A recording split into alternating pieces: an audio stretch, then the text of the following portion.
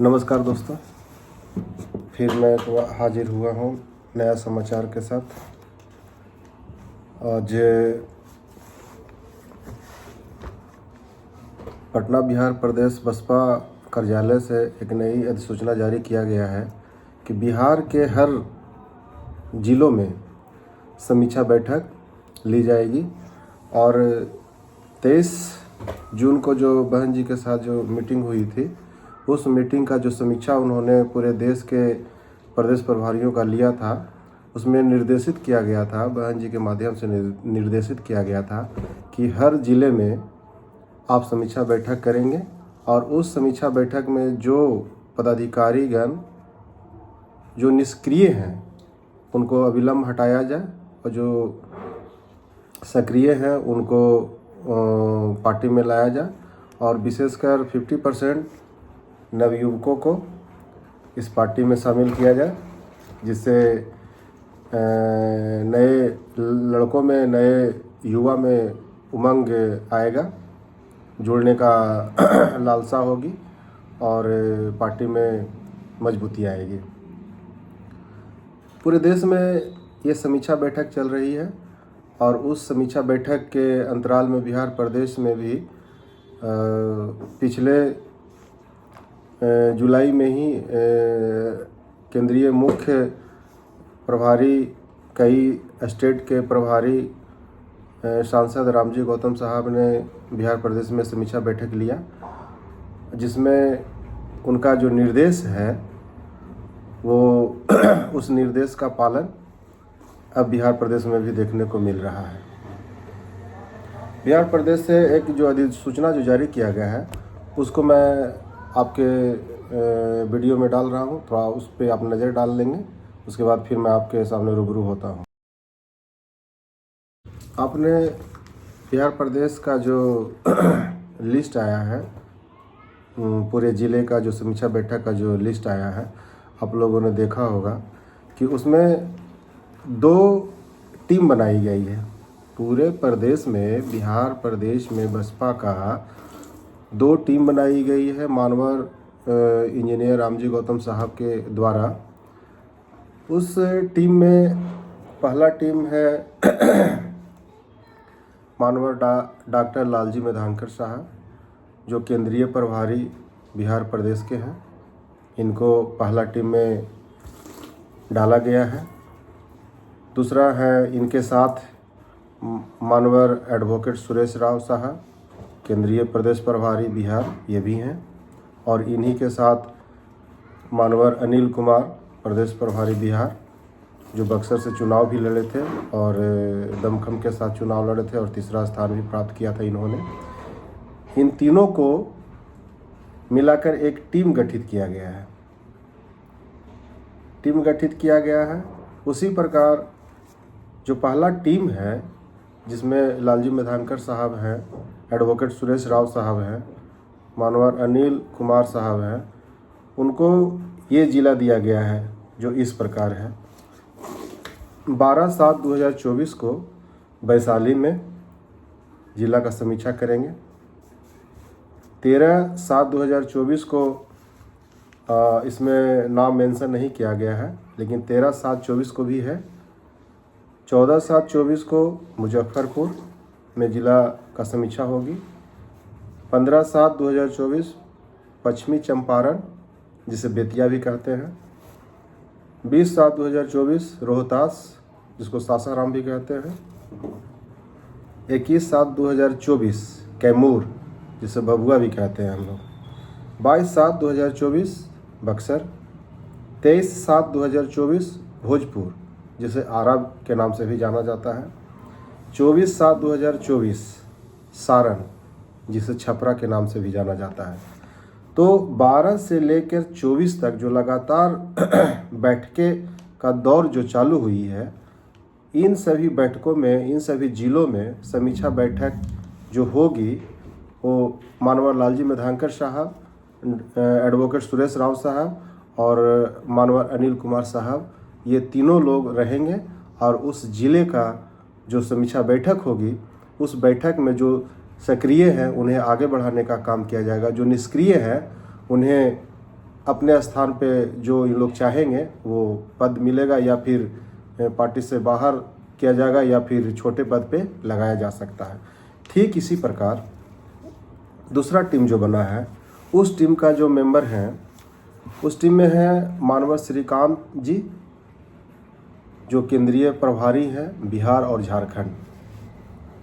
दूसरे में है श्री शंकर महतो जी, जो बिहार प्रदेश के अध्यक्ष हैं।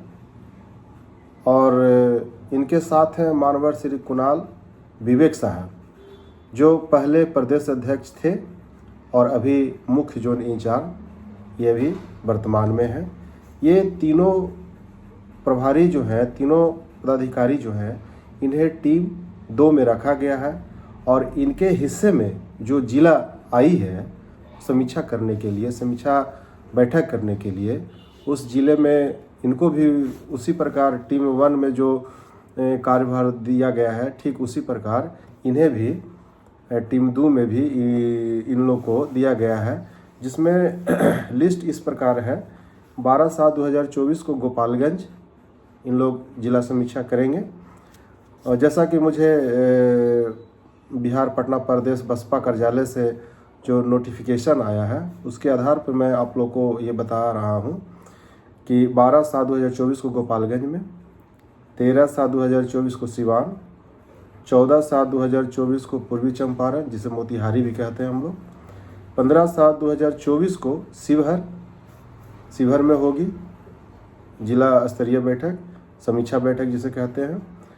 और 20/7/2024 को अरवल में होगी, और 21/7/2024 को औरंगाबाद में होगी, और 22/7/2024 को गया में रखा गया है, 23/7/2024 को जहानाबाद में रखा गया है, और 24/7/2024 को अभी इस लिस्ट में मेंशन नहीं किया गया। तो ठीक इसी प्रकार टीम 1 की तरह टीम 2 को भी ये कार्यभार दिया गया है। जितने ज़िले मैंने आपको बताया, गोपालगंज, सिवान, चंपारण, शिवहर, अरवल, औरंगाबाद, गया, जहानाबाद, और भी 1-2 ज़िले छूटे हुए हैं जो मेंशन लिस्ट में नहीं हुई है, वो पदाधिकारीगण अपने स्तर से करेंगे। तो ठीक इसी प्रकार ये सभी पदाधिकारी जो हैं, मानवा श्रीकांत साहब, उनके साथ श्री शंकर महतो साहब जो प्रदेश अध्यक्ष हैं, और मानवा श्री कुणाल विवेक साहब जो पहले प्रदेश अध्यक्ष थे, अभी मुख्य जोन इंचार्ज है, इन लोगों को लगाया गया है। और पार्टी का विस्तार रूप अभी आपको देखने को भी मिल रहा है। अभी आपने हाल ही मेरे वीडियो में देखा होगा कि हरियाणा में बसपा ने इनेलो से जो है INDL से गठबंधन किया है। ठीक इसी प्रकार पंजाब में भी छोटे दल जो हैं बसपा में विलय किया है, और पंजाब में भी हो सकता है किसी छोटे दल के साथ या फिर वहाँ का क्षेत्रीय दल के साथ गठबंधन किया जा सकता है। और आकाश आनंद जी को फिर से इस पार्टी में नेशनल कोऑर्डिनेटर का प्रभार और उत्तराधिकारी पुनः बनाया गया है। तो एक गर्मजोशी के साथ बहुजन समाज पार्टी आगामी विधानसभा जो स्टेटों में होने वाली है, उस स्टेटों में मानवर आकाश आनंद जी के द्वारा रैली और कार्यक्रम चलेगा। तो हमें यही देखना है कि बहन जी कितनी सटीक जो व्यवस्था की है अपने पार्टी को, बहुजन समाज पार्टी को उछाल लाने के लिए, जो कमी आ रही थी उसे पूरा करने के लिए, उसे आगे बढ़ाने के लिए, और भी पुराने जो हमारे पदाधिकारी जो पीछे रह गए हैं उन्हें बहन जी ने कहा कि आगे बढ़ाना है, आगे उनको लाना है और मन से काम करना है। उन लोगों को बहुत प्यार से 23 जून को समझाए थे बहन जी ने। तो सारे पदाधिकारी जो स्टेट के हैं, प्रदेश के हैं, पूरे इंडिया के जितने भी पदाधिकारी हैं, सारे लोग गदगद बहन जी की बातों से गदगद हो गए। और उन्होंने एक सबक दिया कि ठीक बाबा साहब के साथ भी ऐसा ही हुआ था कि सारे लोग मिलकर बाबा साहब को दबा रहे थे, बाबा साहब को इलेक्शन जीतने नहीं दे रहे थे। ठीक उसी प्रकार अभी जो देश का हालात है, बहुजन समाज पार्टी को भी सारे दल मिलकर, चाहे भाजपा हो, कांग्रेस हो, समाजवादी पार्टी हो, TMC हो, या कोई अन्य दल हो, राजद हो, जदयू हो, सारे लोग मिलकर बहुजन समाज पार्टी को खत्म कर देना चाहती है। खत्म इसलिए कर देना चाहती है कि बहुजन समाज पार्टी जो है बाबा साहब के विचारों पे चलने वाली पार्टी है। संविधान के विचारों पे चलने वाली है, मानवर साहब के विचारों पे चलने वाली पार्टी है। तो ये पार्टी जो है, पहला इसका प्राथमिकता है संविधान को लागू करना। अगर सरकार में आती है तो संविधान को लागू करना। अगर देश में संविधान अगर लागू हो गया तो आपको बिना मांगे आपका जो हक है और अधिकार है वो मिल जाएगा। तो सारे पार्टी लोग ये नहीं चाहते हैं कि बसपा जो है देश में आ जाए। अगर जिस दिन बसपा देश में अगर आ जाती है तो अच्छे अच्छे नेता जो अभी नामचीन बने हुए हैं वो सलाखों के पीछे जाएंगे, क्योंकि बहन जी एक सख्त और बहुत ही नेतृत्व स्वच्छ नेतृत्व करता है, वो गलत बर्दाश्त नहीं करती हैं। आप लोगों ने देखा होगा कि उनके पार्टी में अगर कोई सांसद भी हो, मंत्री भी हो, विधायक भी हो, अगर गलत किया तो उसे पार्टी से तुरंत निष्कासित कर देती है। तो बहुजन समाज पार्टी में तो ये देखा गया है कि गलत चीज़ को बर्दाश्त नहीं किया जाता है, गलत लोगों को बर्दाश्त नहीं किया जाता है। तो ये सब बातों को देशवासियों को समझना चाहिए। देशवासियों को एक बार मौका बसपा को देना चाहिए, क्योंकि आपने कांग्रेस को पहले मौका दिया, उसके बाद बीजेपी को मौका दिया, तो बसपा को आप लोग क्यों नहीं एक बार मौका देना चाहते हैं? एक बार मौका तो देकर देखिए इसे भी। तो ठीक है, इसी प्रकार मैं आप लोगों से फिर मिलूँगा अगले न्यूज़ में। और इसी समीक्षा बैठक में एक बात और आई है कि 26 जुलाई को छत्रपति साहू जी महाराज का जयंती दिवस समारोह है, जो बहुजन समाज पार्टी पटना के प्रदेश में बिहार पटना में मनाने का फैसला किया गया है। वो कुर्मी सम्मेलन का भी रूप ले सकती है। तो 26 जुलाई को जितने भी बहुजन समाज पार्टी के कार्यकर्ता हैं, पदाधिकारी हैं, 26 जुलाई को ये बात को याद रखेंगे कि साहू जी महाराज जो आरक्षण के जनक भी कहे जाते हैं, उनका जन्मदिन है। उस जन्मदिन को बहुजन समाज पार्टी एक अलग ही उत्साह के साथ मनाया जाएगा। और दूसरा बात है कि फिर मैं आपके साथ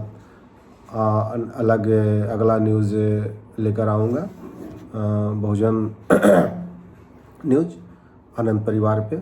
इसी के साथ मैं आपसे विदा लेता हूँ। जय भीम, जय भारत।